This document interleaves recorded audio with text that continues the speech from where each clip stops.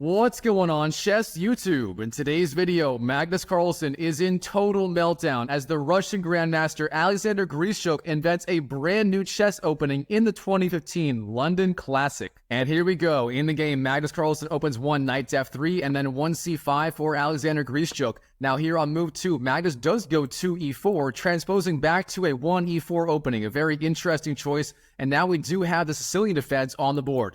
All right, Alexander, d6, heading for his favorite knight of Sicilian if Magnus does go d4. However, instead, he does give the check on b5. So bishop b5 on the board, and this is the Moscow variation. Now the king on e8 is under check. Black does have to block the check. And which piece will he do it with? In the game, you can go bishop d7, knight d7, or knight c6. However, Alexander, he does go knight d7, and this is the most combative option. The idea being you block the check with the knight, and then you go a6 on the next move, driving back the bishop with the gain of tempo, and you should have a relatively okay game as black. All right, here, Magnus Carlsen, what's it going to be? There are a wide variety of moves he could play. For example, short castles is good, c3 is good, even a4 and bishop a4 are also good. In the game, Magnus does go short castles. This is the main line, and by far the strongest move for white here. All right, Alexander, a6, driving back the bishop. And now the move for Magnus, believe it or not, is bishop d3. This is a very well-known move, but if you are a beginner, it may look a little strange. After all, you are blocking in that bishop on d2. However, there is an idea. White wants to go c3, and then bishop c2, and then d4, getting those good pawns on d4 and e4, and he would have a great game. All right, here, Alexander, knight f6, the standard move, developing the kingside knight and putting pressure on the pawn on e4. And here, Magnus, his two main ideas are going to be rook to e1 and c3, and these moves should transpose. However, they do have some subtle differences, and here Magnus does go rook to e1 first, and he has a very specific idea in mind with this move. All right, here, Alexander, it is time for him to commit to a plan. So far, he's made all of the most obvious moves, getting his knights out, going a6, and so on. However, here, the big problem is what are you going to do to develop the bishop on f8 and castle? Well, there are three good moves here, e6, e5, and g6. The bishop has to go somewhere. However, in the game, he does delay that decision and instead expands on the queenside with the move b5.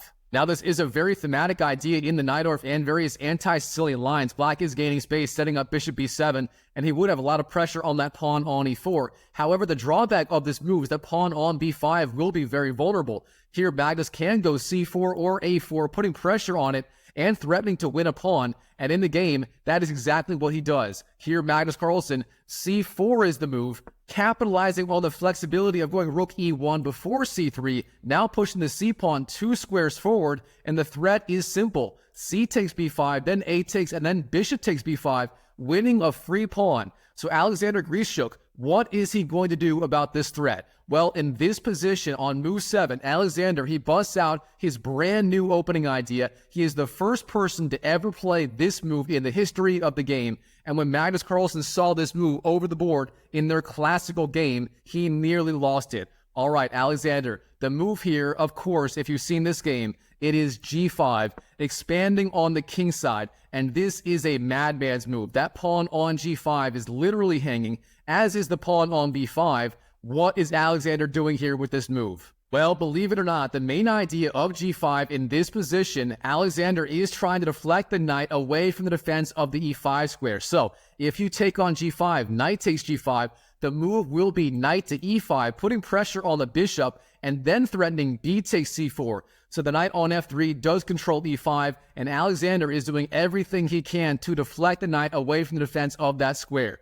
All right, that is the main idea. What is Magnus going to do about it? Well, in the game, there are many moves he could play. For example, knight takes g5 is very strong, as is c takes b5, and even the move bishop f1 comes to mind, getting the bishop off this very vulnerable d3 square. However, in the game, Magnus Carlsen, he sat down and he calculated, and he found the best idea. That is simply knight takes g5, winning the free pawn on g5, and this is the strongest and most principled response. However, of course, Alexander, he was ready for this, and in the game, he jumps in with his own knight to the e5 square. Knight to e5, putting pressure on that bishop on d3, and once it moves, b takes c4 will be the move. And now the question is, where should the bishop go?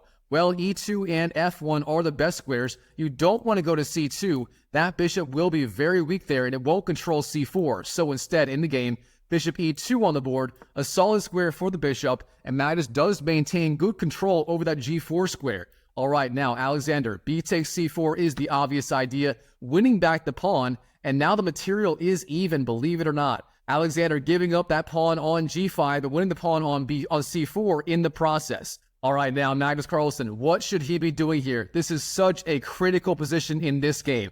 And it turns out Magnus has many different ideas. For example, you can go d4 or d3, expanding in the center and putting pressure on these pawns and the knight on e5.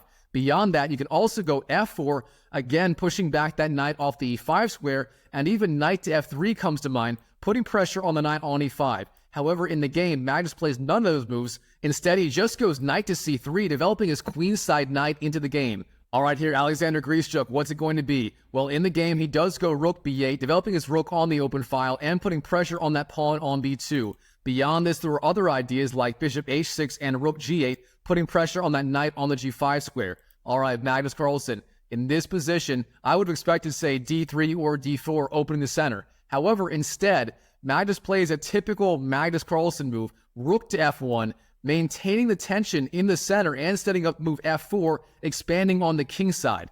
All right, Alexander, the best move here for him is going to be queen to d7. It's complicated, but that is the strongest idea. Instead, in the game, he does go h6, driving back the knight off the g5 square. Now, the knight has to move. In the game, knight to f3 is the move, but here, Alexander, he jumps in with his knight to the d3 square. Knight d3, and that knight is now a monster on the d3 square. Here, if Magnus takes the knight, bishop takes d3, then c takes d3 will be the move, and that pawn, believe it or not, will be very hard to win. Obviously, the pawn controls both c2 and e2 from that square, stopping queen c2 and queen e2 ideas. However, instead, in the game, Magnus finds a much stronger idea. He just goes knight to e1, retreating the knight and putting pressure on the knight on d3, a very strong idea. Now here, Alexander, if he does nothing, that knight will be lost and the pawn on c4 will be lost in the process as well. Therefore, knight takes b2 is the move, making good use of that rook on b8,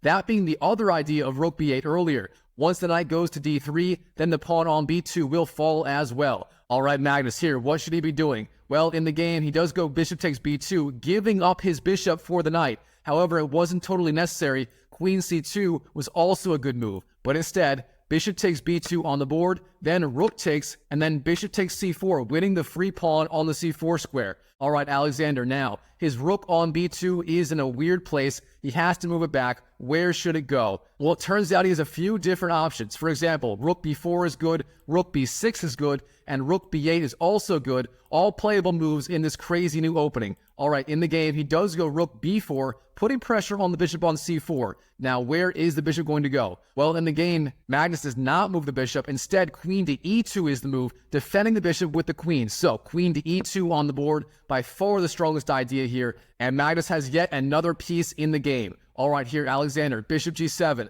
a good follow-up for his new opening idea. And now Magnus, knight to c2, putting pressure on the rook, by far the strongest idea. And once the rook moves, he will be able to go, say, knight to e3, further improving the placement of the knight. All right, rook b6 on the board, the best placement for the rook. The rook will stay active on the 6th rank, and it does defend a6 in the future, which could be useful. All right, now, rook a b1, offering the rook trade. Alexander, he castles on the board. Then rook takes and queen takes. Now, so far, Alexander is playing excellent in this brand new opening. The pawn on a6 is defended by the queen and the bishop. And what is Magnus going to do next? Well, in the game, he has a few different good ideas. For example, rook b1, hitting the queen on b6, that is an obvious move. However, again, Magnus, he maintains the tension and avoids that idea.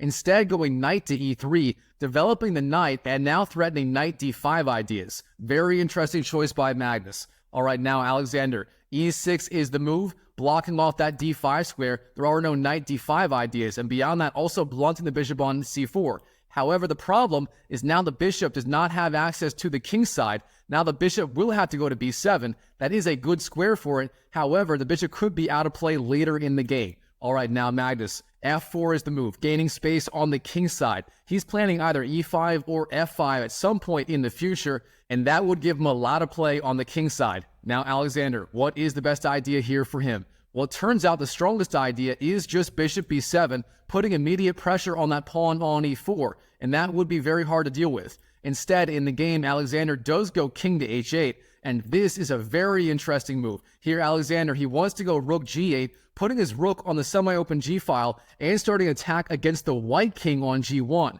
So both sides here are going for it on the king side.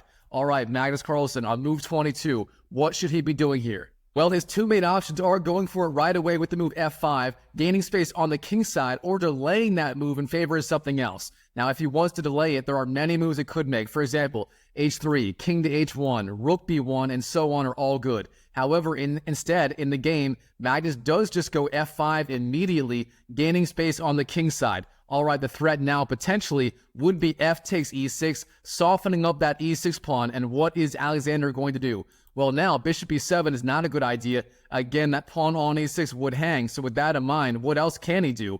Well, e takes f5 is playable, but instead, in the game, a5 is the move, getting the pawn out of the attack of the bishop and the queen, a decent idea, but now Magnus, a4, locking down the queen side, that pawn on a5 is now a weakness as well. Now here, Alexander, how should he continue the attack in this brand new chess opening? Well, rook g8 is one idea, but it turns out the placement of the queen on b6 is the biggest problem in this position for him. So with that in mind, the best idea is just rerouting the queen to a better square. So in the game, queen d8 is the move, but queen c7 and so on are also playable.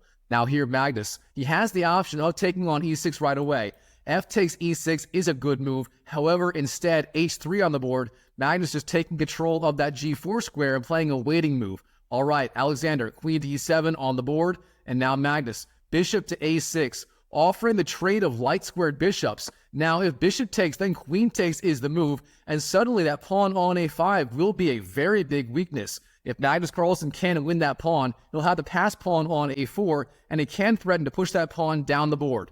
All right, now, bishop takes and queen takes is the sequence. Bishop takes, then queen takes. And here, Magnus gets what he wants. He has pressure on that pawn on a5, threatening to get a pass pawn on a4. However, the problem here, he is abandoning the king side with his queen. And here, Alexander, he immediately goes for it on the king side. So, knight to h5 on the board, threatening knight to g3 ideas, and just crashing in with the knight on the very weak g3 square. All right, rook to f3 defends g3, but now rook g8 for Alexander, lining up the rook with the king on g1, and things are getting very dangerous very fast. All right, in this position, what should Magnus be doing? Well, he has the option once again of going queen takes a5, but again, that would not be the strongest move. The king side right now is just too vulnerable here, so with that in mind, he has to find something else. Now, the strongest move here, believe it or not, is f takes e6, opening up the f-file, and then you go knight to e2, guarding that g3 square with the knight. That is the top engine line. However, instead, in the game,